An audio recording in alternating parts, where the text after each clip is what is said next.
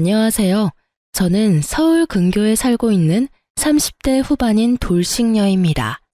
사연을 듣다 보니 문득 나도 한번 보내볼까 싶더라고요. 그래서 제가 겪었던 일들을 사연으로 적어 보내봅니다. 예전 저처럼 미련스럽게 사시는 분들이 혹시나 계신다면 부디 제 사연을 들어보시고 용기 내시라고 전하고 싶네요. 저와 남편은 대학교 때 첫 미팅 자리에서 만나게 되었습니다. 때묻지 않은 그 사람의 모습이 좋아 만나기 시작했고, 연애를 시작하고 얼마 되지 않아 저는 대학교 휴학을 하고 그 등록금으로 의류 사업에 뛰어들었습니다. 생계 목적은 아니었어요. 그냥 그 당시에는 학업보다 사업 쪽이 저한테 더 맞는다는 생각이 들었거든요. 저는 밤낮 없이 동대문을 다니며 물건을 비교 또 비교하고 어떤 시즌엔 중국 시장까지 방문해 물건을 고르기도 했습니다. 그렇게 노력한 결과 제 쇼핑몰은 자리를 잡았고 그때부턴 수입도 꽤 되더군요. 자기는 공부만 열심히 해. 돈은 내가 벌 테니까. 자기야, 진짜 고마워. 내가 꼭 합격해서 호강시켜 줄게. 가난한 집안의 장남인 남편은 홀어머니를 모시며 공무원을 목표로 공부하고 있었고 그의 꿈에 저도 힘을 보태고 싶었어요. 그런 저를 보며 부모님은 혀를 찼지만 저는 그만큼 남편을 사랑했어요. 결국 남편은 2년 만에 합격했고 저희는 양갓집에 결혼하겠다고 알렸어요. 남편의 집에선 겹경사라며 기뻐했지만 우리 집에선 반대가 심했어요. 저희 부모님은 금액은 많진 않지만 공실이 없는 건물 2채와 지방의 땅도 조금 가지고 계셨거든요. 하지만 남편은 가난한 집안의 장남이니 탐탁치 않은 것이 당연했어요. 엄마가 반대하시며 하시던 말이 아직도 머릿속에 생생하네요. 걘 착한 게 아니라 우유부단한 거야. 그런 남자랑 살면 여자가 고생해. 제발 엄마 말 좀 들어. 그때 말을 들었어야 했는데 전 막무가내로 결혼을 밀어붙였고 결국 저희는 결혼하게 되었어요. 제가 그 당시 청약에 당첨이 돼서 34평짜리 아파트에서 신혼살림을 시작하게 되었고 필요한 가전 가구도 제가 다 했어요. 남편이 취업을 갓 했으니 능력이 되는 내가 하는 것이 당연하다 생각하면서 준비했어요. 대신 예물 예단은 다 생략하기로 하고요. 괜히 그런 걸로 시댁과 친정 사이에서 스트레스 받고 싶지 않았어요. 물론 형편이 안 되는 시댁을 배려하고 싶은 마음도 있었죠. 결혼 생활은 부모님의 우려와는 달리 행복했어요. 결혼 생활에 집중하기 위해 사업도 잠시 접은 저는 칼퇴근을 하고 돌아오는 남편을 위해 저녁을 준비하고 그런 대접을 받은 남편은 저에게 항상 이런 말을 해줬어요. 내가 전생에 나라를 구했나 보다. 우리 여보 같은 여자가 나랑 살아주고 말이야. 알면 잘해. 아니다. 앞으로도 지금처럼만 해. 알겠지? 그럼. 앞으로도 충성을 다하겠습니다. 충성! 이렇게 저희는 1년 하고 6개월 행복했습니다. 문제는 엉뚱한 곳에서 생겼어요. 신랑의 남동생, 그러니까 시동생이 결혼하고 난 뒤부터 저희는 틀어지기 시작했어요. 안정된 삶을 위해서 공부를 했던 남편과는 달리 시동생은 이 일 저 일 가리지 않고 닥치는 대로 일만 해서 가게를 차렸어요. 장사가 꽤 되는지 장가 갈 때 집을 시동생이 스스로 장만해서 갔다고 하더라고요. 물론 시댁 도움은 없었고요. 시동생이 능력이 되니 동서도 시집 올 때 다 갖춰서 왔어요. 어머님께 코트, 가방, 심지어 집에 소파까지 바꿔드렸다고 하더라고요. 이때부터 시어머니의 비교와 홀대가 시작됐어요. 아가, 내가 아들이 2명이나 있는데 이런 대접은 또 처음 받아보는구나. 정말 고맙다, 아가. 아니에요, 어머니. 당연히 해드려야죠. 아이고, 마음씨도 고운 것. 우리 집에 복덩이가 들어왔어, 복덩이가. 아유, 어머님, 그만하세요. 형님 섭섭하시겠어요. 섭섭하기는 첫째야. 섭섭하니? 아니에요. 어머님 섭섭하기는요. 뻔히 제가 있는 자리에서 몇 번이고 이런 얘기를 주고받는데 바보가 아닌 이상 알죠. 왜 모르겠어요? 아, 나는 미운 털이 제대로 박혔구나. 양가 집안 합의로 예물 예단도 생략했던 건데 그건 까맣게 잊으신 듯 보였어요. 점점 비교와 홀대가 심해졌지만 크게 신경 쓰지 않았어요. 제가 아예 해온 것이 없다면 눈치가 보이긴 했겠지만 금액으로 따지면 제가 동서보다 더 많이 해왔으니까요. 그저 따지고 들기 싫어서 조용히 있었어요. 전 당당했고 참을만 했으니까요. 하지만 점점 참을 수 없는 일이 벌어지더군요. 예, 둘째네 오늘 병원 다녀왔는데 아들이란다. 이게 무슨 겹경사니? 정말 복덩이도 그런 복덩이가 없어. 어머, 너무 축하할 일이네요. 시어머니의 전화를 받은 저는 온몸에 소름이 돋으며 큰일이다 싶더군요. 앞으론 애 문제로 날 볶아대겠구나 싶어서요. 아니나 다를까 심할 때는 하루에도 몇 번씩 시어머니에게서 전화가 왔어요. 너흰 아직 소식 없니? 아, 네, 어머니, 아직이요. 곧 생기겠죠. 곧이 언제니 대체? 너희 결혼한 지 이제 2년째다. 둘째네는 떡하니 아들까지 가졌는데 명색의 장남은 소식도 없으니 너희 노력은 하고 있는 거 맞니? 혹시 각방 쓰고 그런 거 아니지? 너희 혹시 피임하니? 처음에는 조심스럽게 물으시던 소식도 시간이 지날수록 점점 선을 넘으시더군요. 부부관계에 시어머니가 간섭하기 시작했고 심지어는 제 월경 날짜를 물으시곤 합방 날짜까지 정해주시더군요. 전 참다 못해 합방 날짜가 적힌 문자를 남편에게 보여주었죠. 여보, 이거 좀 봐봐. 이게 뭔데? 무슨 날이야? 어머님이 우리 합방하라고 정해주신 날짜야. 어떻게 생각해? 뭐? 우리 엄마가? 왜 그랬지? 나한테 생리 언제 하냐고 물으시더니 이렇게 문자 보내셨어. 우리 엄마가 급하긴 급한가 보네. 웃음이 나와 지금? 나는 하루에도 몇 번씩 임신 독촉 전화 때문에 스트레스 받아서 잠도 못 자는데. 미안해. 근데 좋은 게 좋은 거라고 여보가 좋게 생각해주면 안 될까? 내가 당신 그렇게 말할 줄 알아서 참고 참다가 하는 얘기야. 어머님 나한테 임신 문제로 전화하기 시작한 게 벌써 한 달이 넘었어. 정도껏 하셔야 나도 참지. 이건 해도 해도 너무하시잖아. 내가 보기엔 걱정이 돼서 이러는 것 같은데 당신이 너무 예민하게 받아들이는 것 같아. 흥분을 조금만 가라앉히고 좋은 게 좋은 거라고 좋게 생각해보자. 응? 그놈의 좋은 게 좋은 거라고는 무슨. 지금 생각해보면 이때 그만뒀어야 했는데 그 빌어먹을 사랑이 뭔지 남편의 그 우유부단하고 흐린 판단력도 사람이 너무 착해서 상황을 너무 좋게만 생각하려고 한다 싶더라고요. 평소라면 그냥 넘어갔겠지만 다른 것도 아니고 임신 문제이기에 더 확고하게 제 생각을 말해야겠다고 생각했어요. 시어머니가 선을 넘기도 하셨고요. 예민? 내가 예민해? 입장 바꿔서 생각해봐. 우리 아빠가 당신한테 하루가 멀다 하고 전화해서 임신은 아직인지 같은 방은 쓰는지 서로 언제 잤는지 그런 걸 물어본다고 생각해봐. 심한 날엔 아침, 점심, 저녁 끼니 때마다 연락 오셔. 그런 날엔 나 밥도 제대로 못 먹어. 이래도 내가 예민하다고 생각해? 여보, 그리고 나라고 아기 가지기 싫은 줄 알아? 나도 아기 가지고 싶어. 남편을 잡고 얼마나 울었는지 몰라요. 그간의 서러움이 한 번에 밀려오면서 진짜 어린아이처럼 울었어요. 난 엄마가 당신한테 이렇게까지 하는 줄 꿈에도 몰랐어. 미안해. 내가 더 신경 썼어야 했는데 내가 어떻게 할까? 어떻게 하면 될까? 아, 당신이 말했던 병원이라도 갈까? 가자. 그까지 검사 받는 거 뭐가 대수라고. 내일 연차 쓸 테니까 당장 가보자. 정말? 당신 싫다고 했잖아. 당신이 이렇게 우는데 내가 싫은 게 대수야? 가보자. 가면 되지. 그리고 엄마한테도 내가 당장 전화할게. 그냥 하는 말이 아니었어요. 제가 보는 앞에서 시어머니께 전화를 걸더니 내일 병원 가기로 했으니 앞으로 임신 문제로 연락하지 말아달라고 아주 단호하게 말하고 전화를 끊어버리더라고요. 전 평소와 달리 확실히 내 편을 들어주는 남편의 모습에 화가 좀 풀렸어요. 그렇게 다음날 병원에 가서 검사를 받았어요.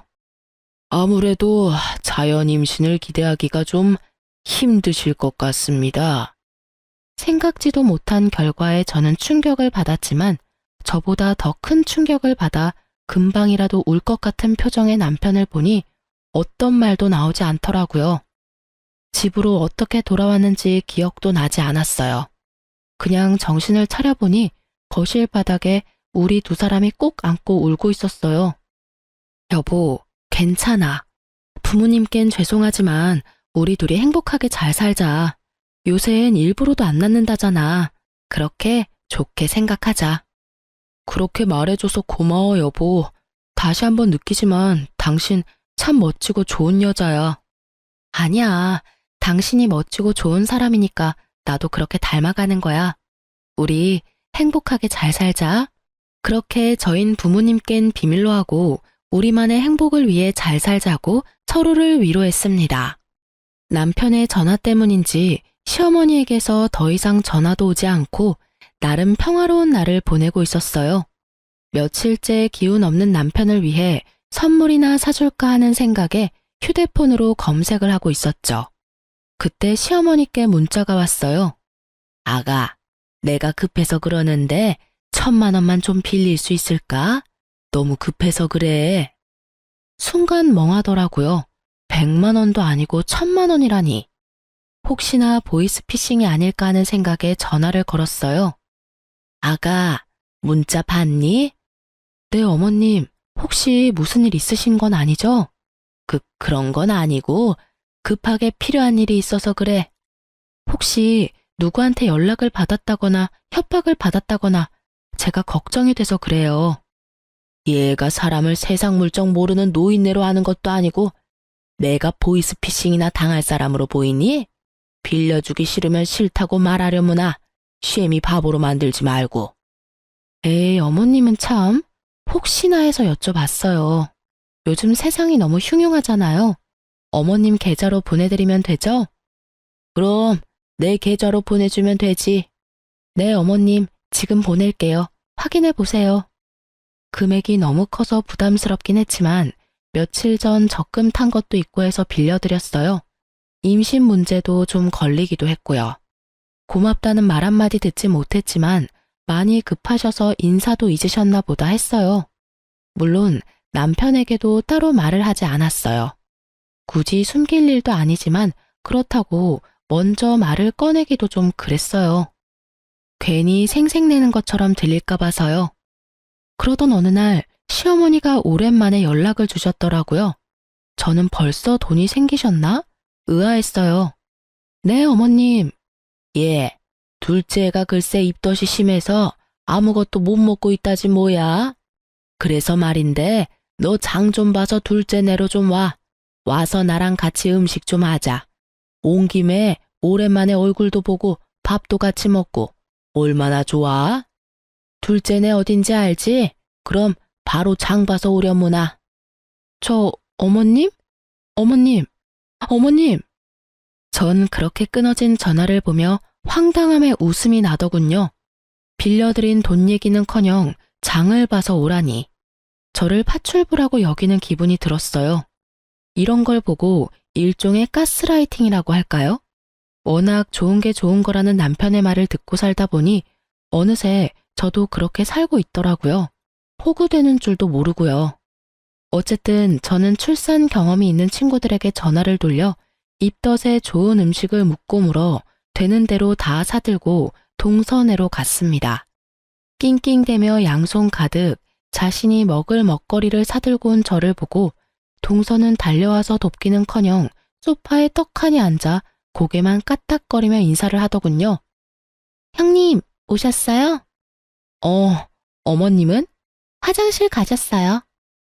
여전히 앉아서 대답만 하는 동서를 보며 당장이라도 장봐온 것을 다 내팽개치고 한바탕 하고 싶었지만 뱃속의 아기를 생각하며 간신히 화를 눌렀어요. 얼마나 이를 꽉 깨물었는지 턱이 다 아려오더군요. 속으론 참을 인을 되내며 사온 재료를 주방에 두고 거실로 나왔어요. 너무 힘들어서 도저히 바로 요리를 못하겠더라고요. 거실로 나오니 아기 용품이 꽤 보였어요. 아기자기한 것이 저도 모르게 시선이 가더라고요.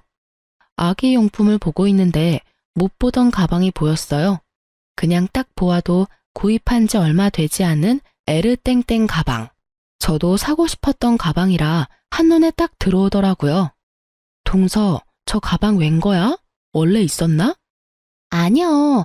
어머님이 얼마 전에 출산 선물이라고 미리 사주셨어요. 예쁘죠? 뭐? 어머님이? 네.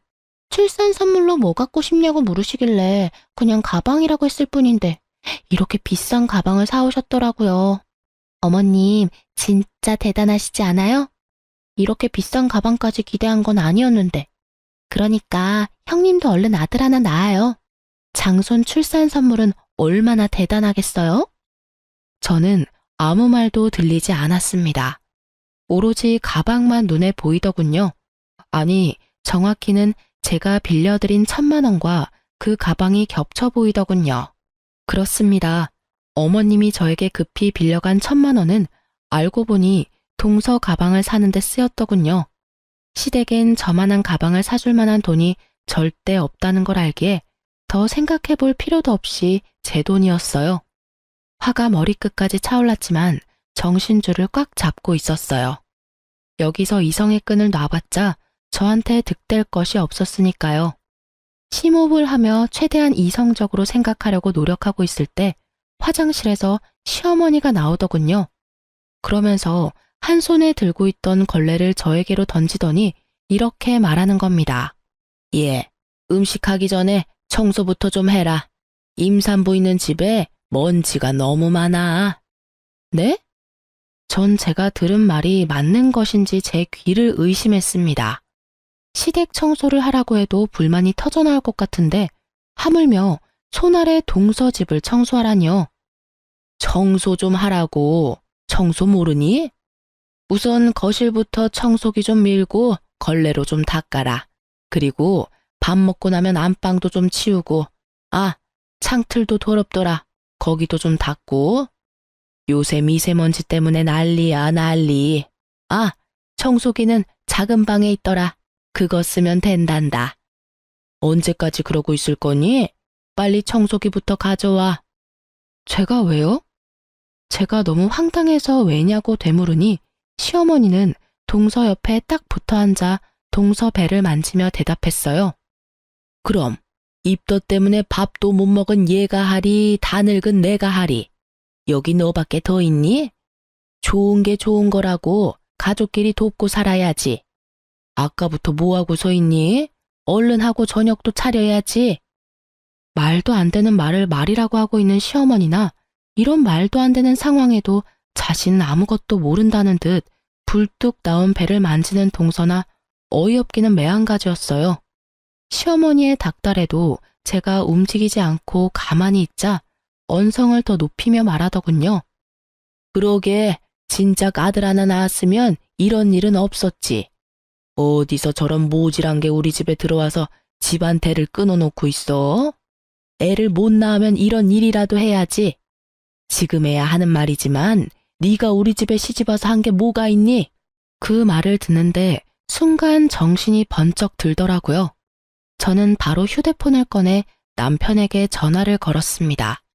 지난번과 같이 나는 정말 몰랐어 라는 변명의 기회 따위 주지 않기 위해서요. 여보세요? 여보, 당신 혹시 내가 어머님께 1,000만 원 빌려드린 거 알아? 그거, 응, 알고 있어. 그렇지 않아도 내가 고맙다고 말하려 했는데. 아, 알고 있었어? 그럼 그 1,000만 원이 어디에 쓰인지는 알고? 그거 재수씨 선물 사준다고 하시던데. 당신도 알고 있었어? 그럼 지금 내가 어디 있는지는 알아? 당신 지금 재수씨하고 엄마하고 같이 있는 거 아니야? 엄마가 나도 그리로 오라 그래서 지금 가는 중인데 거의 다 와가. 그럼 내가 여기 파출부짓거리나 하려고 끌려온 것도 알고 있겠네? 파출부짓이라니. 남의 집 와서 청소하고 음식하면 파출부지. 다르게 표현할 말이 있어? 있으면 말해보던가. 남이 아니라 가족이잖아. 가족끼리 서로서로 돕고 살아야지. 서로서로 돕는 게 아니라 나만 도우니까 이사달이 나는 거야. 아직도 모르겠어? 여보, 말이 좀 심하다. 내 말은 심하고 지금 내가 처한 상황은 안 심하니? 일단 끊어. 와서 얘기해. 전화를 끊고 나니 더 화가 나더라고요. 이런 것도 남편이라고.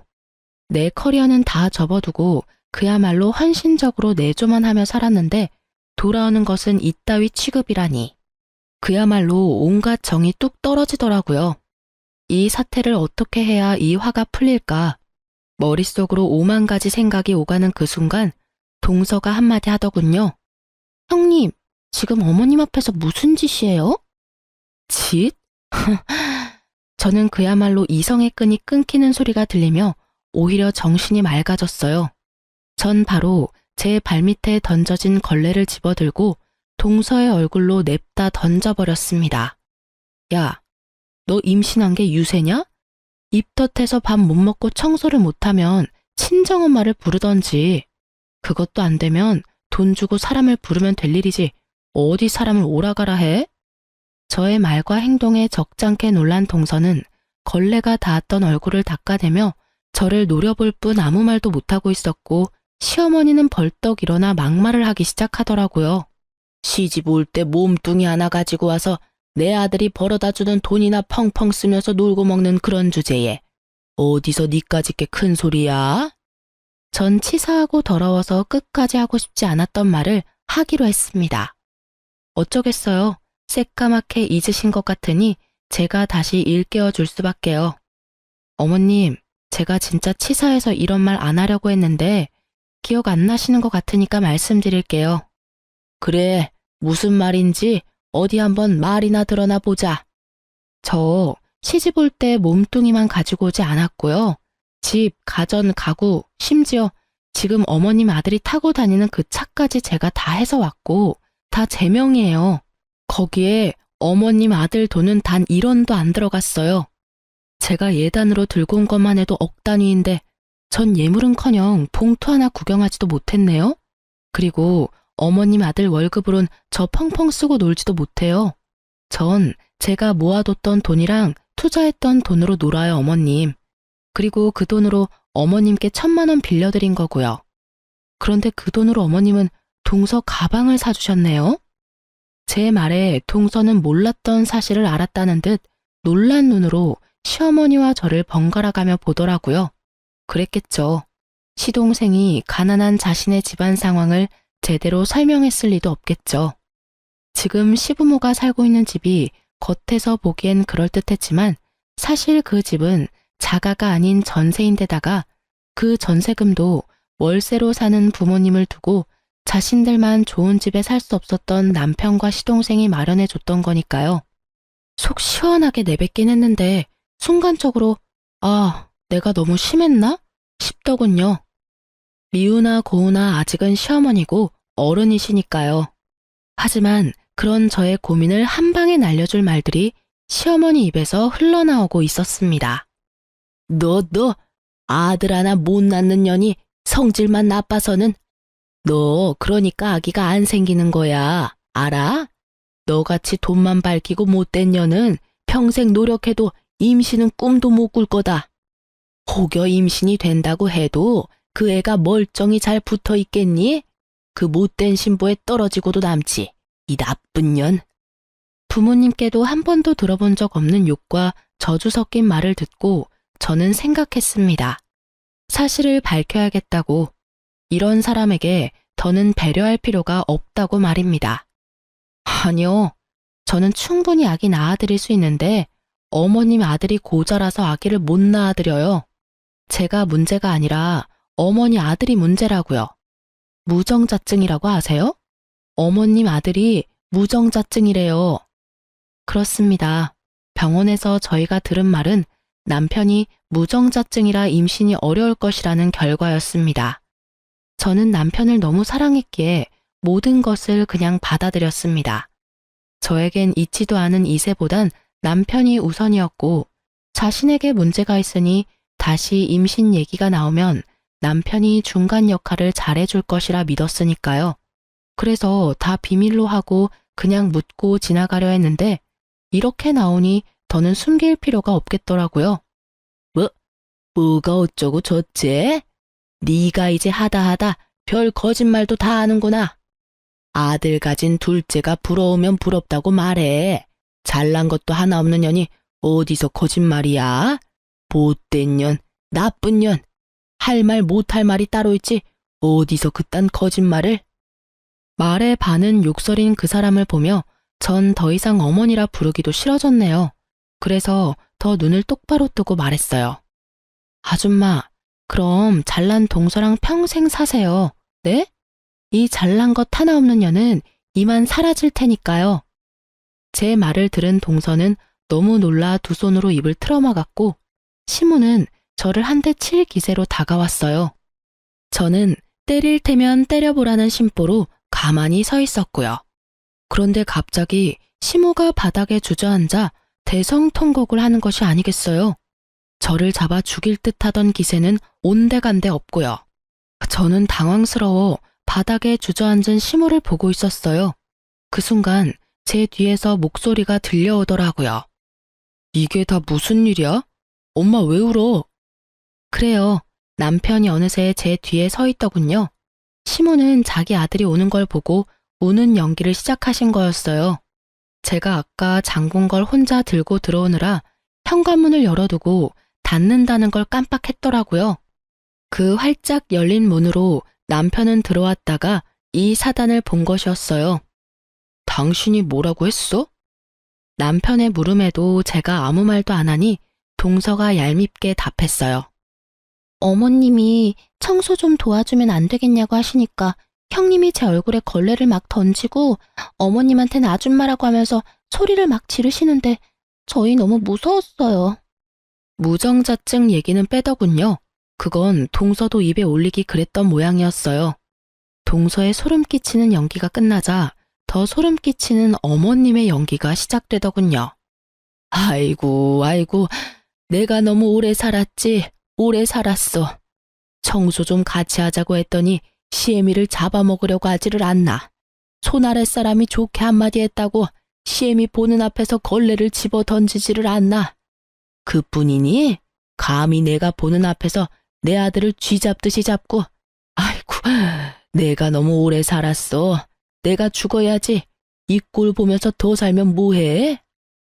어머님, 그런 소리 하지 마세요. 막장 드라마에서 보던 장면이 눈앞에 펼쳐지자 할 말은 사라지고 넋을 놓고 보고만 있게 되더라고요. 그러면서 이때껏 저런 사람들을 가족이라고 생각했던 저 자신이 한심스러우면서 상황이 더 명확히 보이기 시작했어요. 아, 이 사람들은 내가 진짜 우습구나, 날 진짜 호구로 봤구나 하고요. 아줌마? 당신 진짜 그랬어? 실망 가득한 눈빛으로 저에게 말하는 남편을 보며 저는 신랄 같은 희망마저 사라졌어요. 그랬어. 제정신이야? 왜 그랬어? 당장 사과 못해? 내가 왜 사과를 해? 당신 날 몰라? 내가 이렇게까지 하는 데는 그 이유가 있을 거란 그런 생각은 못하는 거야? 이유? 그래, 이유나 좀 알자. 당신 도대체 왜 이래? 엄마가 당신한테 돈 빌려서 가방 사준 것 때문에? 그깟 1,000만 원이야. 다시 벌면 되는 거고. 돈은 엄마가 다시 갚는다잖아. 그리고 우리가 그 돈 없으면 죽어? 그것도 아니잖아. 뭐? 그리고 장봐 와서 밥 좀 해주면 안 돼?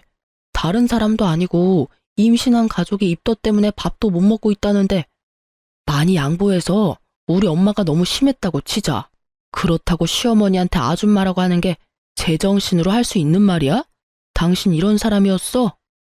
저는 더는 말할 가치를 못 느끼겠더라고요. 입 아프게 말해봤자 알아들을 사람으로도 안 보였고요. 그래도 할 말은 해야지. 이것까지 참았다간 병이 생길 것 같아 겨우 입을 열었습니다. 내가 제정신이 아니었네. 그러니까 이딴 호구짓이나 하고 있지. 뭐? 호구짓? 가족끼리 돕는 게 호구짓이야? 그렇게 가족 돕는 게 좋으면 네가 와서 하지 그랬어. 엄연히 따지면 난 가족도 아니잖아. 그리고 와서 음식하는 건 내 몸이고 내 손인데 왜 네가 된다 안 된다를 판단해? 네가 된다고 하면 나는 당연히 와서 청소도 하고 음식도 해줘야 해? 웃기지도 않아, 진짜. 그깟 1,000만 원? 1,000만 원은 당신 돈이야? 내 돈이야. 그리고 그깟이면 네가 빌려주지 그랬어. 아, 너한텐 1,000만 원은 고사하고 500도 없지? 야, 너 진짜 말 다 했어? 아니, 아직 중요한 말을 못했어. 우리 이혼해. 난 더는 이런 취급받으면서 너랑 살 생각 없어. 그러니까 잘난 너희 가족끼리 잘 먹고 잘 살아. 당신 후회할 짓 하지 마. 후회? 참나. 큰 착각하는 것 같아서 하는 말인데 나 당신한테 손톱만큼도 미련 없어. 오히려 나 지금 기뻐. 이젠 이 지긋지긋한 집안 안 보고 살아도 된다고 생각하니까 몸이 막 깃털처럼 가볍다고. 그러니까 너나 후회하지 말고 잘 살아. 그리곤 뒤를 돌아 그대로 나와버렸습니다. 뒤에서 남편이 부르는 소리와 어머니의 욕설이 들려왔지만 다 무시했어요. 차에 탄 저는 친정으로 향하며 바로 변호사를 선임했어요. 아주 비싼 돈을 주고 말이에요. 전 될 수 있으면 빠르고 통쾌하게 이혼하고 싶었거든요. 친정에 도착한 저는 최대한 한쪽에 치우치지 않으려 노력하며 상황을 부모님께 설명했습니다. 한참 동안 듣고 계시던 부모님이 말씀하셨어요. 우리 딸 많이 힘들었겠네. 따뜻한 부모님의 목소리를 듣는데 왜 그렇게 눈물이 나는지 저는 오랜만에 부모님 품에 안겨 울었어요. 진작 엄마 말 들었으면 이런 일도 없었을 텐데. 미안해 엄마. 말 안 듣고 고집 부리다가 이런 꼴이나 보이고. 눈물 콧물 범벅이 되어 말하는 저를 보며 엄마가 머리를 쓰다듬어주며 말하셨어요. 딸, 이런 꼴이면 어떻고 저런 꼴이면 어때? 넌 여전히 엄마 아빠가 사랑하는 딸인데. 내 딸이 경험하지 않았으면 했던 일이긴 하지만 어쩌겠어? 이미 우리 딸이 다 보고 듣고 경험해버린 걸. 그러니까 앞으로는 그 경험을 밑거름 삼아 더 좋은 길로 나아가면 되는 거야. 알겠어? 그리고 이 말을 깜빡했는데 잘했어 우리 딸. 그런 취급받으면서 결혼 생활을 이어나갈 필요 없어. 그럴 땐 그냥 박차고 나와서 새롭게 시작하면 돼. 비록 그 길이 힘들고 험할지라도 넌 다 이겨낼 수 있어. 우리 딸은 충분히 용기 있고 현명한 사람이니까. 그런 널 엄마 아빠는 믿어. 그러다 너무 힘에 부치는 날엔 오늘처럼 엄마 아빠한테 와서 잠시 쉬었다가 엄마 아빠는 언제나 여기서 기다리고 있으니까. 알겠지, 딸? 고마워요. 부모님을 만나보니 확실히 알겠더라고요. 저는 사랑받아 마땅한 사람이라는 것을요. 그동안 전 미련하게도 그 중요한 사실을 잊고 살았더라고요. 그간의 상처를 씻어낸 저는 변호사를 만나 상담을 진행했어요. 상담 결과 집, 차 등 제가 결혼할 때 마련했던 것은 당연히 다 제 것이고 유책 배우자는 신랑이니 위자료까지 받을 수 있다고 그러더군요. 아, 물론 빌려준 1,000만 원도 주고받은 문자가 명백한 증거가 되어 당연히 받을 수 있고요. 시어머니의 욕설과 저주에 가까운 발언은 증거나 증인이 없어 고소가 힘들 거라고 했어요. 녹음해야 했는데 그럴 정신도 없었고 동서가 증인으로 나설 일은 없을 테니까요. 위자료가 그렇게 많진 않았는데 워낙 가진 것이 없으니 빈털터리가 될 상황에 놓인 남편과 시댁 식구들이 동시에 찾아와 싹싹 빌더군요. 여보, 내가 잠시 정신이 어떻게 됐었나 봐. 당신이 나한테 어떻게 했는데. 내가 엄마 오는 걸 보고 그만 너무 흥분을 해서 미안해. 당신 기분부터 풀어줬어야 했는데. 그래, 아가, 내가 미안하단다. 나는 아기 걱정에 그만. 내가 너무 심했어. 사과하마. 형수님, 죄송해요. 저라도 말렸어야 했는데. 형님, 화 푸세요. 제가 임신 때문에 너무 예민해져 있어서 버릇없게 굴어서 죄송해요. 이미 떠난 마음은 그 어떠한 말로도 돌아오지 않더라고요. 잘못을 비는 모습도 진심으로 느껴지지 않았고요. 그저 어떻게 하면 이 지긋지긋한 상황을 끝낼 수 있을까? 이 생각뿐이었습니다. 그래서 저는 뭐 아니면 도라는 마음으로 아무것도 녹음되지 않은 휴대폰을 들이밀며 말했습니다. 당장 다들 돌아가 주세요. 그렇지 않으면 그날 어머님께서 저한테 욕하시고 심하게 말씀하신 거 이 휴대폰에 낱낱이 녹음되어 있는데 이것까지 변호사님께 제출해서 고소 진행해달라고 할 겁니다. 알겠어요? 그까짓 걸로 고소가 되는 줄 아니? 그리고 내가 욕을 언제 했다고 그래? 고소가 된다고 하더라고요. 저희 변호사님이. 그래서 하는 김에 같이 고소하려다가 그래도 살았던 정이 있어서 고소는 하지 않겠다고 했는데 제가 또 실수한 것 같네요. 어머님이 입에 담지도 못할 욕설과 모진 말들을 잊으신 걸 보니깐요. 원하신다면 한번 들어보실래요? 저도 한번 들려드리고 바로 고소 진행하죠 뭐. 저의 천연덕스러운 연기에 다들 입으로 욕은 하지 못하지만 눈빛으로는 심한 욕들을 하고 돌아가더라고요. 그렇게 저의 이혼은 빠르고 성공적으로 잘 마무리되었어요. 오래 연애를 했던 터라 이혼 후에도 남편의 얘기가 들려오더라고요. 그때 그 집 문이 활짝 열려 있어서 앞집 옆집 사람들이 싸우는 거 다 들었다더라.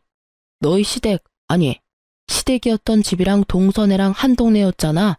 그 동네에 그 집 첫째 아들 무정자증이라고 소문이 쫙 돌았대. 거기에다가 그 시어머니였던 사람이 너한테 막말하면서 욕한 것도 소문이 쫙 돌아서 한동안 난리 났었어. 뭐 그런 뻔뻔한 집안이 다 있냐고. 그러니 그 동네에서 계속 살 수 있겠니? 아파트는 헐값에 그냥 처분하고 시댁집도 이사했다고 하더라. 우리 친구들 사이에도 소문 쫙 나서 네 전남편 재혼은커녕 모임도 못 나온다 그러더라. 요즘엔 본가 들어가서 살고 있다나 봐. 하긴 너한테 위자료 주고 집 얻을 돈이나 있겠어? 그러게 좀 잘하고 살지. 너 같은 복덩이가 어디 있다고. 그러게나 말이다. 너희 부모님은 뭘 하셔? 내 얘기 들으시곤 잘했다고 칭찬까지 해주시더라. 하긴 나 같아도 그렇겠다. 하여튼 잘했어. 다음 주 모임인데 넌 나올 거지? 생각해보고. 전부 네 편이니까 불편하게 생각하지 말고 편하게 와서 밥이나 먹고 가. 알겠지? 알겠어. 고마워. 신경 써줘서. 별 말을 다 한다. 다음 주에 봐. 자기 일처럼 통쾌해하며 제 복수의 끝을 알려주는 친구의 전화 덕에 전 비로소 발을 뻗고 잤답니다. 여기서 끝이냐고요? 아니요. 이혼 절차가 마무리되고 한 달도 지나지 않은 어느 날 동서가 찾아왔더라고요. 형님, 제발 다시 한번 생각해 주시면 안 될까요?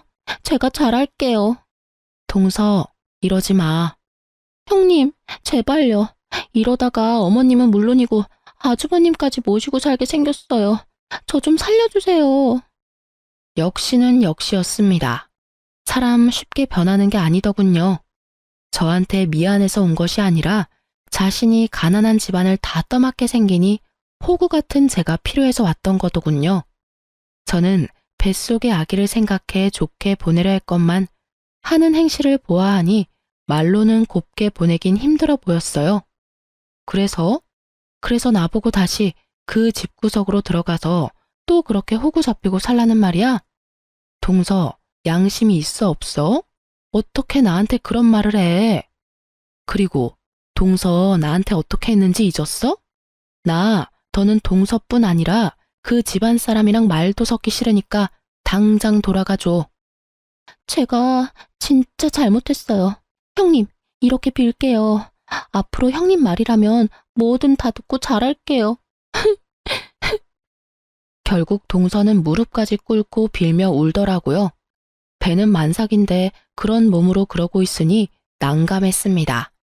안쓰럽고 이런 것이 아니라 일으킨다고 잘못 건드렸다간 또 무슨 일이 생기는 거 아닌가 하는 생각에요.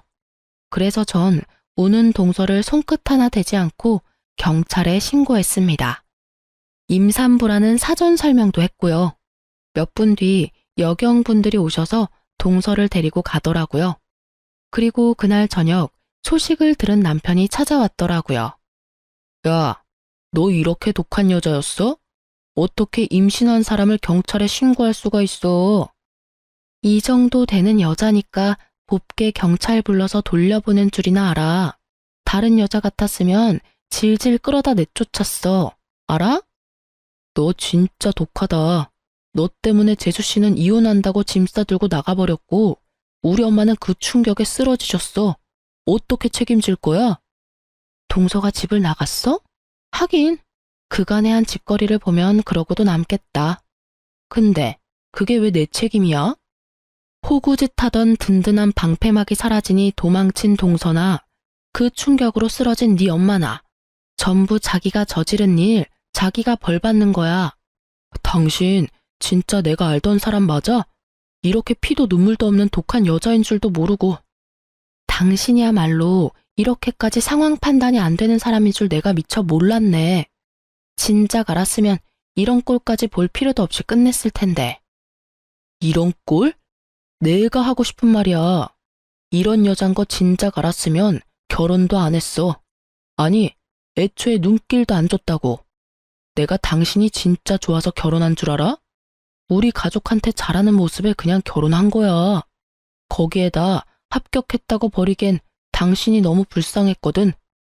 내가 바보였지. 이럴 줄 알았으면 그냥 그때 헤어지고 딴 여자 만나는 건데.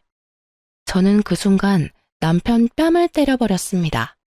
웬만해선 손도 대기 싫었지만 도저히 화가 나서 참을 수가 없더라고요. 참 고맙네. 그나마 남아있던 미운 정도 다 털어내게 해줘서.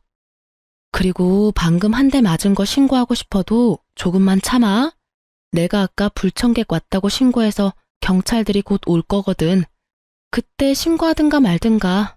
나도 할 말 많은데 참고 있으니까 아주 이참에 개싸움 해보자고. 저한테 한 대 맞은 충격 때문인지 할 말이 없어서인지 남편은 아무 말도 행동도 하지 않더라고요.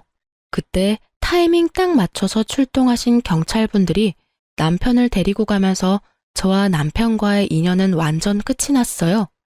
이따금씩 들려오는 소식엔 결국 시동생네는 이혼을 했고 동서는 아기까지 버리다시피 하고 연락을 끊어버렸다고 하더라고요. 시댁 식구들과 남편은 다 저 때문에 일어난 일이라며 사람들에게 제 욕을 그렇게 하고 다닌다는 얘기까지 들려왔어요. 전 얼굴도 들고 다니지 못하게 남편 회사에도 소문을 쫙 내버릴까 하고 잠시 고민했지만 그러진 않았어요. 그렇게까지 해서 똑같은 사람이 되고 싶지 않기도 했지만 그 사람에게서 저를 잃게 만드는 것이 가장 큰 복수라고 생각했거든요. 저는 정말 지긋지긋한 신혼집도 팔고 새 보금자리를 얻었어요. 거기에다 이혼할 때 받은 위자료에 제 돈을 조금 더 보태서 오프라인 매장도 차리고요. 이제 다시 제 삶을 잘 살아보려고요. 비록 돌싱녀지만 제가 능력이 있고 자신감도 있으니까 괜찮은 맞선 자리가 계속 들어오더라고요. 정말 이혼이 흠이 아닌 시대가 오긴 했나 봐요. 당장은 아니지만 빠른 시일 내에 연애도 해볼까 합니다. 오늘이 내 생애 제일 젊은 날이라고 하잖아요. 제일 젊고 예쁜 오늘을 지난 날만 떠올리면서 살 수는 없으니까요. 제 긴 사연을 듣고 계신 분 중에서 미련했던 저같이 살고 계신 분이 있다면 말씀해드리고 싶어요. 이혼이 꼭 정답은 아니지만 그렇다고 흉도 아니에요. 아내란 이유로, 며느리란 이유로 정당하지 않은 대접과 그것을 당연하게 여기는 사람들에게 주눅들지 마세요. 당당해지세요. 누군가에게는 둘도 없는 자식이자 대접받고 사랑받아 마땅한 사람입니다. 그럼 지금까지 제 긴 사연 들어주셔서 감사합니다. 좋은 하루 되세요.